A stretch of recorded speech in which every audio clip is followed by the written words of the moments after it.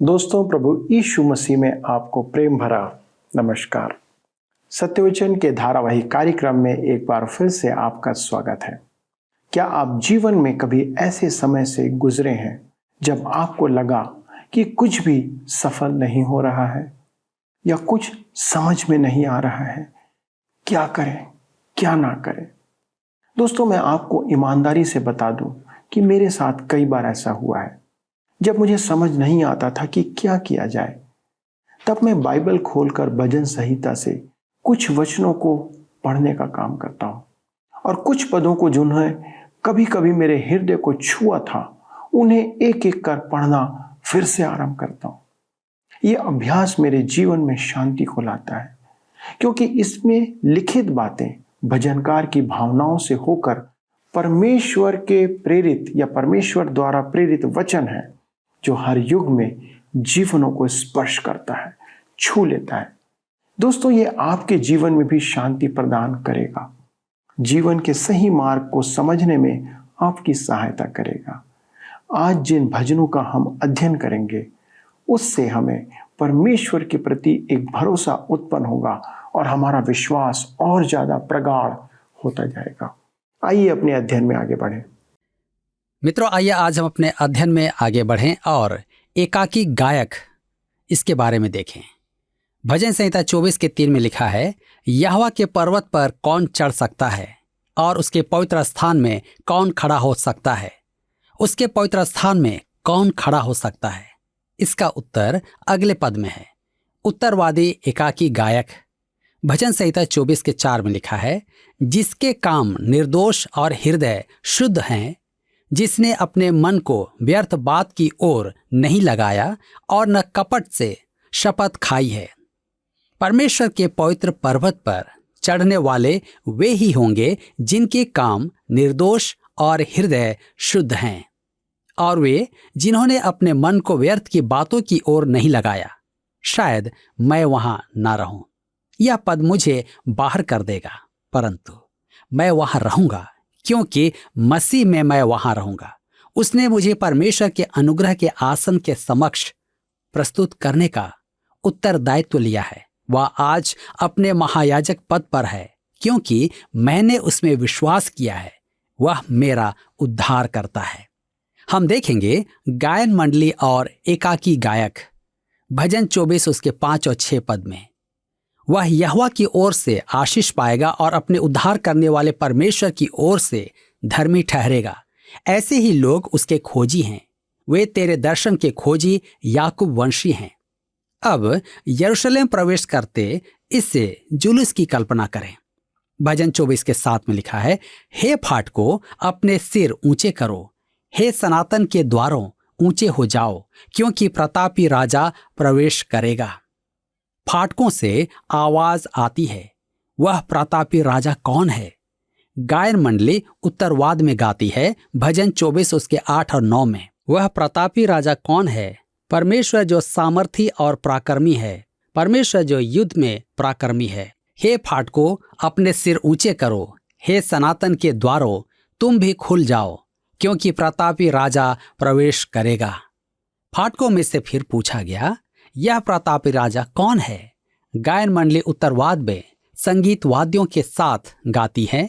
भजन 24 के 10 में, वह प्रतापी राजा कौन है? सेनाओं का यहोवा वही प्रतापी राजा है। वह प्रतापी राजा कौन है? सेनाओं का यहोवा वही प्रतापी राजा है। मेरे विचार में इन पदों में 2 घटनाओं का उल्लेख है।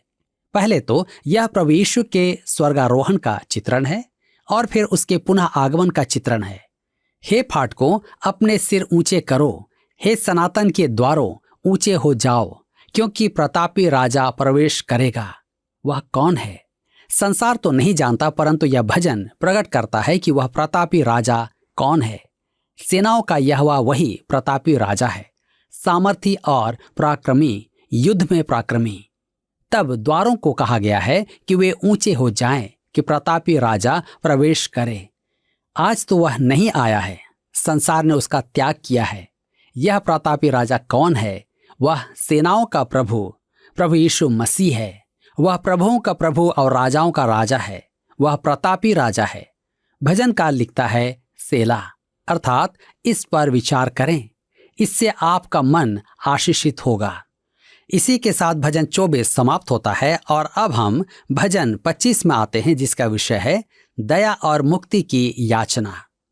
भजन 25 से एक नया अध्याय आरंभ होता है। भजन 25 से 29 15 भजनों की एक नई श्रृंखला है, जिसमें दाऊद के व्यक्तिगत अनुभव का लेखा है, परंतु ये भजन भविष्य का उल्लेख भी करते हैं, जब इस्राएल के शेष भक्त संकट में हैं।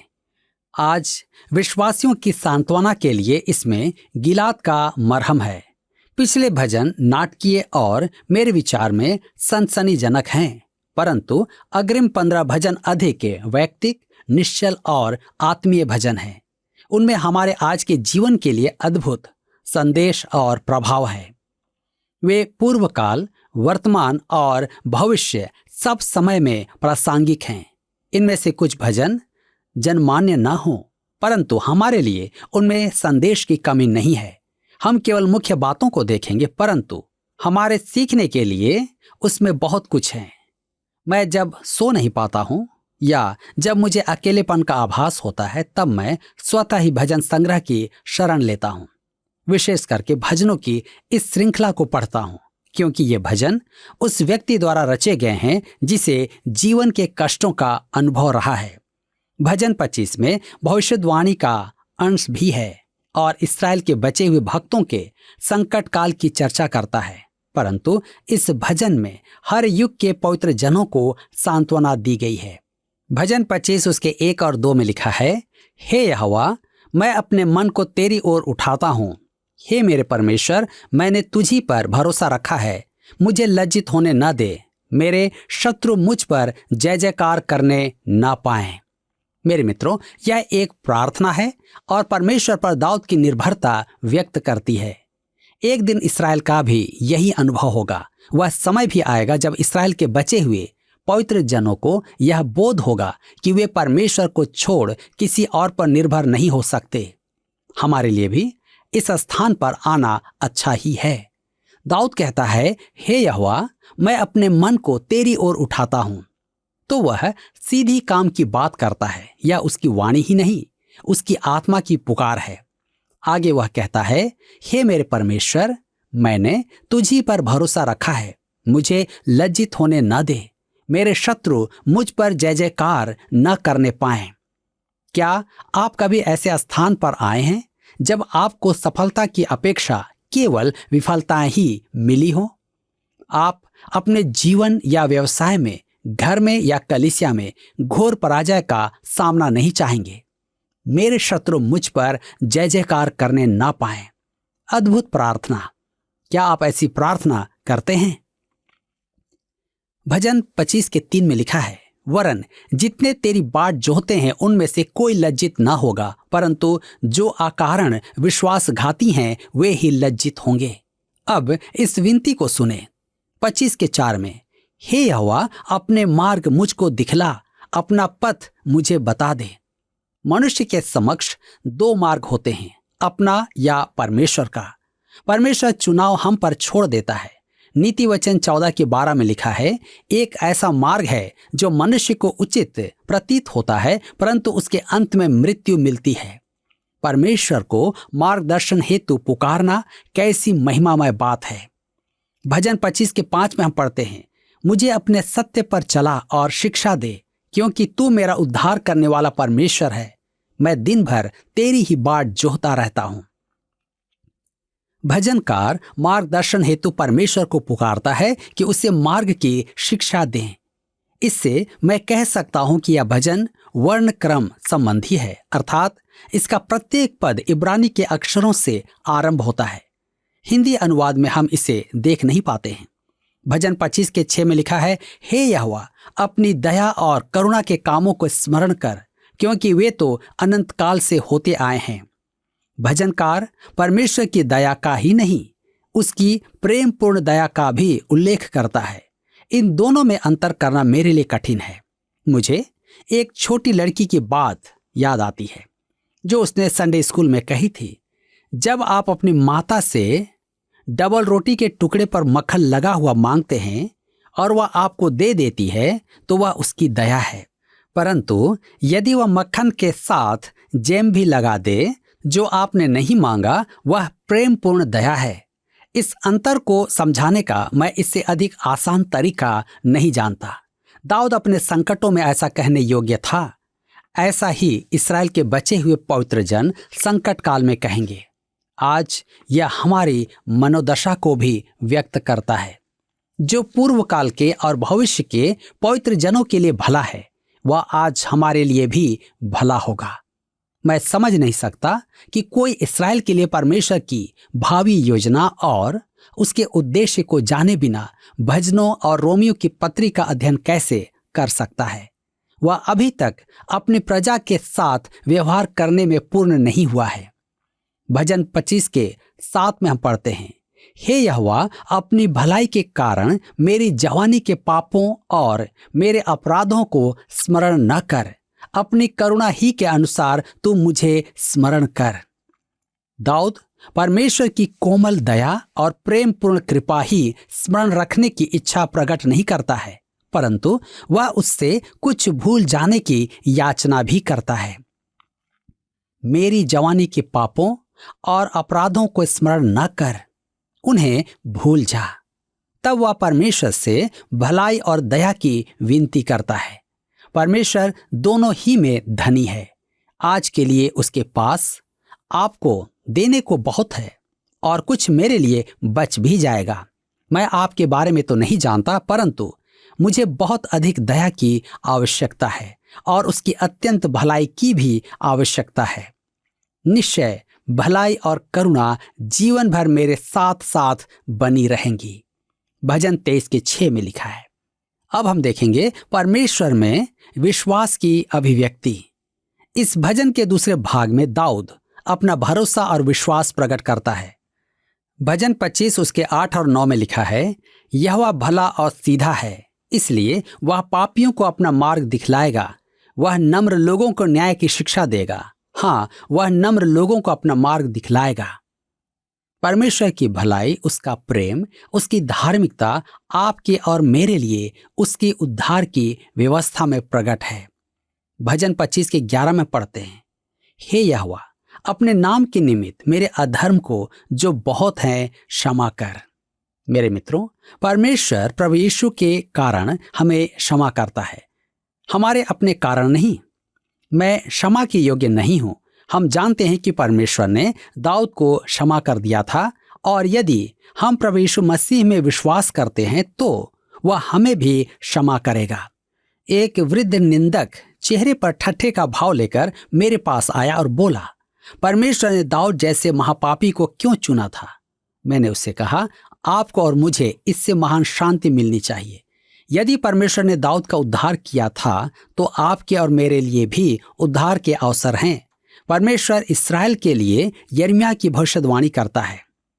यिर्मयाह 31 के 34 में, मैं उनका अधर्म क्षमा करूंगा और उनका पाप फिर स्मरण न करूंगा। भजन 25 के 14 में लिखा है, यहोवा के भेद को वही जानते हैं जो उससे डरते हैं, और वह अपनी वाचा उन पर प्रकट करेगा। मेरे मित्रों, आज अनेक विश्वासियों का जीवन एक प्रश्नवाचक चिन्ह है। वे धर्मशास्त्र के कुछ पदों को समझ नहीं पाते और समझ नहीं पाते कि परमेश्वर क्यों कुछ काम ऐसे हैं जिन्हें करता है। उनकी समझ कुंठित है। वे लगातार प्रश्न करते हैं, परंतु यहोवा के भेद को वे ही जानते हैं जो उससे डरते हैं। हम परमेश्वर की संगति में रहेंगे तो अनेक प्रश्न ऐसे हैं जिन्हें नहीं पूछेंगे। हम उसके हाथों में अपने हाथ रखकर चलते रहेंगे। मैं और मेरा पुत्र प्रायः टहलने जाते हैं। वह प्रश्नों का भंडार है। वह मार्ग में लगभग हर बात पर बात करता है। अंत में वह थक जाता है तो मैं उसे गोद में उठा लेता हूँ और वह मेरे गले में बाहें डाल देता है। उसका प्रश्न सत्र समाप्त हो जाता है और वह सब कुछ स्वीकार कर लेता है। मेरे विचार में हमें कुछ प्रश्नों को भुलाकर प्रभु के हाथों में हाथ डालकर चलते रहना चाहिए। आइए हम आगे देखें, संकट और मुक्ति। अब इस भजन के अंतिम भाग में हम फिर से इस्राएल के भावी संकट देखते हैं।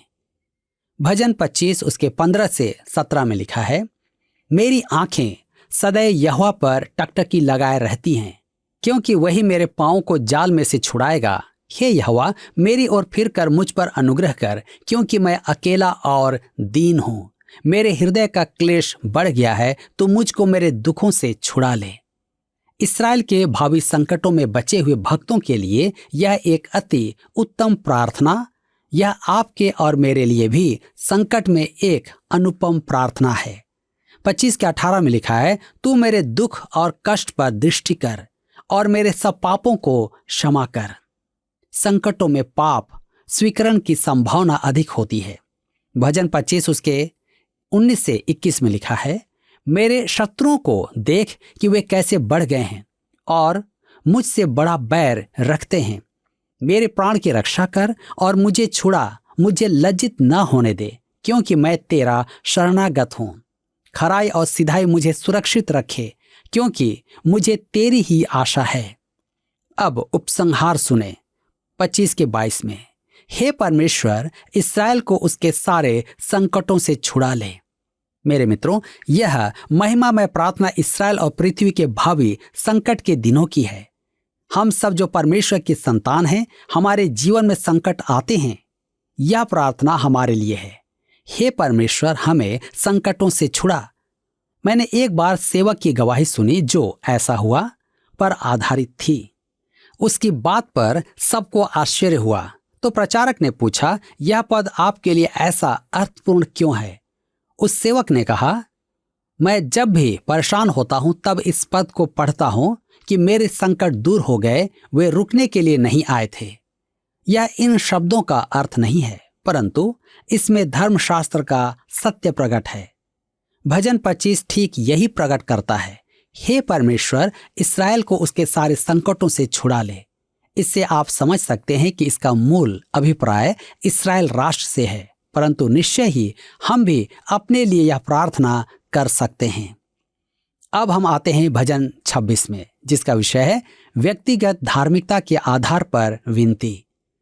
भजन 25 में दाऊद अपने पाप स्वीकार करता है। दाऊद एक बहुत बड़ा पापी था। इस भजन में दाऊद अपनी धार्मिकता की चर्चा करता है। मैं आपके बारे में तो नहीं जानता, परंतु मेरे पास सिद्ध धार्मिकता है जो मेरी अपनी नहीं है। पहला कुरिन्थियों के पत्र 1 अध्याय के 30 पद में लिखा है, परंतु उसी की ओर से तो मसीह यीशु में हो, जो परमेश्वर की ओर से हमारे लिए ज्ञान ठहरा, अर्थात धर्म और पवित्रता और छुटकारा। वह मेरी धार्मिकता और उद्धार बनाया गया। यह मेरे लेखे में मेरे पक्ष में है और मैं उसमें पूर्ण हूँ। उस प्रिय में स्वीकार्य हूँ। उसके नाम में प्रार्थना करने का यही अर्थ है। यह उसके काम की, उसके गुणों की और उसके व्यक्तित्व की हमारी प्रार्थना में अभिव्यक्ति है। भजन 26 उसके 1 और 2 में हम पढ़ते हैं, हे यहोवा, मेरा न्याय कर, क्योंकि मैं खराई से चलता रहा हूं और मेरा भरोसा यहोवा पर अटल बना है। हे यहोवा, मुझको जांच और परख, मेरे मन और हृदय को परख। यह एक अनुपम भजन है जो दाऊद के आचरण को व्यक्त करता है। दाऊद ने पाप किया, परंतु उसमें मगन नहीं रहा। दाऊद ने तो एक ही बार पाप किया था, परंतु बेबीलोन का राजा प्रतिदिन ऐसा पाप करता था। दाऊद का पाप दिखाई देता है क्योंकि उसका पाप भक्ति का उदाहरण था। वह इस्राएल और यहूदा के राजाओं के लिए एक मानदंड था। प्रत्येक राजा में यह देखा जाता था कि वह अपने पिता दाऊद के चरण चिन्हों पर चला या नहीं। यदि कोई राजा दाऊद के उदाहरण का अनुसरण करता था तो उसे अच्छा राजा माना जाता था। यह भजन हमें पहले भजन का स्मरण करवाता है। देखिए, वहां लिखा है, हे यहोवा, मेरा न्याय कर, क्योंकि मैं खराई से चलता रहा हूं। परमेश्वर में विश्वास के कारण ही दाऊद से चूक नहीं हुई थी। इसलिए नहीं कि उसका चरित्र दृढ़ था, परंतु वह जानता था कि परमेश्वर में भरोसा रखने के कारण वह संभाला जाएगा। भजन 26 के 3 से 5 में लिखा है, क्योंकि तेरी करुणा तो मेरी आंखों के सामने है और मैं तेरे सत्य मार्ग पर चलता रहा हूं। मैं निकम्मे चाल चलने वालों के संग नहीं बैठा और न ही कपटियों के साथ कहीं जाऊंगा। मैं कुकर्मियों की संगति से घृणा रखता हूं और दुष्टों के संग न बैठूंगा। मेरे मित्रों, यह भजन विषय वस्तु में भजन 1 के समरूप है। दाऊद कहता है, मैं खराई से चलता रहा हूं। यह एक सकारात्मक कथन है। भजन 1 में नकारात्मक पक्ष प्रस्तुत किया गया है। धन्य है वह पुरुष जो अधर्मियों के मार्ग में नहीं चलता। दाऊद यह भी कहता है, मैं निकम्मी चाल चलने वालों के संग नहीं बैठा और दुष्टों के संग न बैठूंगा। दाऊद झूठे भविष्यद्वक्ताओं को नहीं मानता था। भजन 1 में ऐसा ही लिखा है, धन्य है वह पुरुष जो अधर्मियों के मार्ग में नहीं चलता और न ही पापियों के मार्ग में खड़ा होता है और न ठट्ठा करने वालों की मंडली में बैठता है। भजन 26 के 6 में आगे लिखा है, मैं अपने हाथों को निर्दोषता के जल से धोऊंगा, तब हे यहोवा मैं तेरी वेदी की प्रदक्षिणा करूंगा। मनुष्य के विश्वास को सदाचारी जीवन का होना है। यह भजन इस संदर्भ में कैसा महत्वपूर्ण है। आज इस भजन को जनमान्य न होने का कारण है कि यह भजन परमेश्वर को प्रसन्न करने वाले जीवन पर बल देता है। भजन 26 के 12 में हम पढ़ते हैं, मेरे पांव चौरस स्थान में स्थिर हैं, सभाओं में मैं यहोवा को धन्य कहा करूंगा। मेरे पांव चौरस स्थान में स्थिर हैं, अर्थात वह दृढ़तापूर्वक खड़ा है, वह चट्टान पर खड़ा है। चौरस स्थान इसी का प्रतीक है। पर्वत की फिसलन पर आपके गिरने का डर होता है।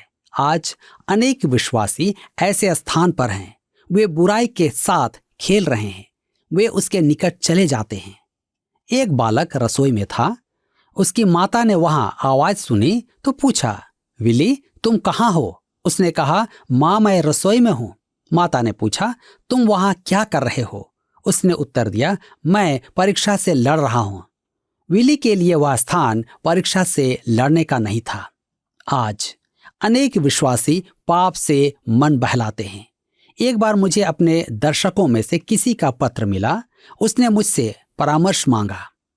उसका पति मर गया था और उसके पति का एक निकट मित्र उनकी संपत्ति की देखभाल कर रहा था। शीघ्र ही उनमें लगाव बढ़ गया और वे एक दूसरे की सुधि लेने लगे। उसने मुझसे परामर्श मांगा कि वह क्या करे।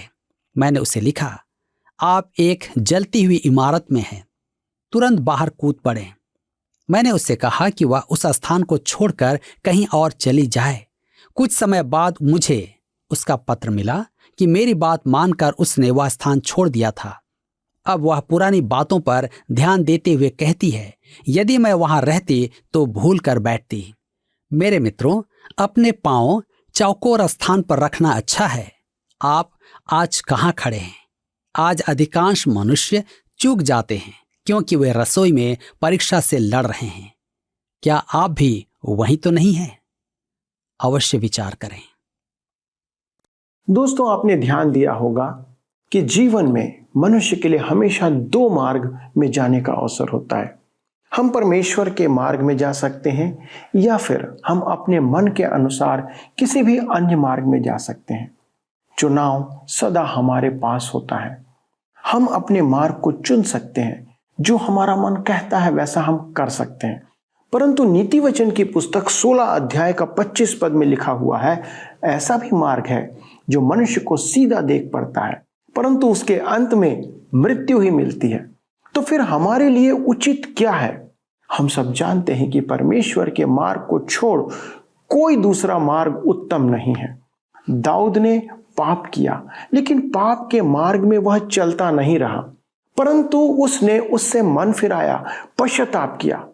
परमेश्वर हमसे यही चाहता है, ताकि जिस प्रकार उसने उसे आशीष दिया, हमें भी वह आशीष देना चाहता है। हमारे बनाए हुए मार्ग विनाश के लिए होते हैं या विनाश की ओर जाते हैं, परंतु परमेश्वर ने हमारे लिए उत्तम योजनाओं को बनाया है। यदि हम उसकी इच्छा को पूरी करेंगे तो परमेश्वर उन योजनाओं को हमारे जीवन में भी पूरी करेगा जो उसने हमारे लिए बना रखा है। आइए प्रार्थना करें कि वह हमें इस बात में मदद करे। स्वर्गीय परमेश्वर पिता, हम धन्यवाद देते हैं प्रभु आपके वचन और आपके करुणा के लिए। प्रभु अनुग्रह करें कि हम अपने जीवन की परेशानियों में आपके सन्मुख बने रहें। प्रभु जब जब हम परेशानी में हों, विपत्ति और समस्या में हों, प्रभु हमारा भरोसा सिर्फ आप पर बना रहे। प्रभु हमारे सभी दर्शकों के लिए आज प्रार्थना करते हैं जो ऐसी परिस्थितियों से गुजर रहे हैं, अनुग्रह करें प्रभु कि आपका वचन उनके लिए अपने विश्वास को मजबूत करने का समय हो। प्रभु वे जाने कि आपका वचन उन्हें आपकी निकटता में ला सकता है और वे आप पर भरोसा करके एक बार देखें, क्योंकि आपका वचन कहता है कि परख कर देखो कि यहोवा कैसा भला है। अनुग्रह करें प्रभु कि ये सब आप पर एक बार भरोसा करके देखें। पिता, हम प्रार्थना करते हैं हमारे जवानों के लिए कि हमारे जवान बच्चे प्रभु जो परेशानियों से गुजर रहे हैं, प्रभु कितनों को नौकरी की आवश्यकता है, कितने जीवन साथी की तलाश कर रहे हैं, अलग अलग प्रकार से वे समस्याओं में हैं, बहुत से प्रलोभन उनके सामने हैं। अनुग्रह करें प्रभु कि हमारे सारे जवान एक जयवंत जीवन जिए और आपकी महिमा अपने जीवन से प्रकट करें। आदर और महिमा के साथ विनती यीशु के नाम से मांगते हैं, आमीन। अगले प्रसारण में दोस्तों हम इस अध्ययन को आगे बढ़ाएंगे। यदि आपको आज का अध्ययन अच्छा लगा तो कृपया एक मिस कॉल हमें दें या फिर आप फोन, SMS या पत्र के द्वारा हमसे संपर्क करें। प्रभु आपको अनेक अनेक आशीषों से परिपूर्ण करें। पिछले प्रश्न का उत्तर है डी, महान चरवाहा। हमारे अध्ययन के अनुसार भजन संहिता 23 में यीशु को महान चरवाहा के रूप में प्रकट किया गया है। आज का प्रश्न है, भजन संहिता 25 एक दिन किन पवित्र जनों को बोध कराने वाला ठहरेगा कि वे परमेश्वर को छोड़ किसी अन्य पर निर्भर नहीं रह सकते? ए, इस्राएल, बी, फलिस्तियों, सी, अन्य जातियों, डी, मसीहियों। मित्रों, इस प्रश्न का उत्तर हमें कल सुबह 6 बजे से पहले विकल्प A, B, C या D के साथ अपना नाम, पता, स्थान के साथ 9651433397 पर SMS या WhatsApp करें। सभी विजेताओं को विशेष पुरस्कार प्रदान किए जाएंगे। धन्यवाद। क्या आपको यह कार्यक्रम पसंद आया? अभी हमें एक मिस कॉल करें और आप अगले विजेता हो सकते हैं।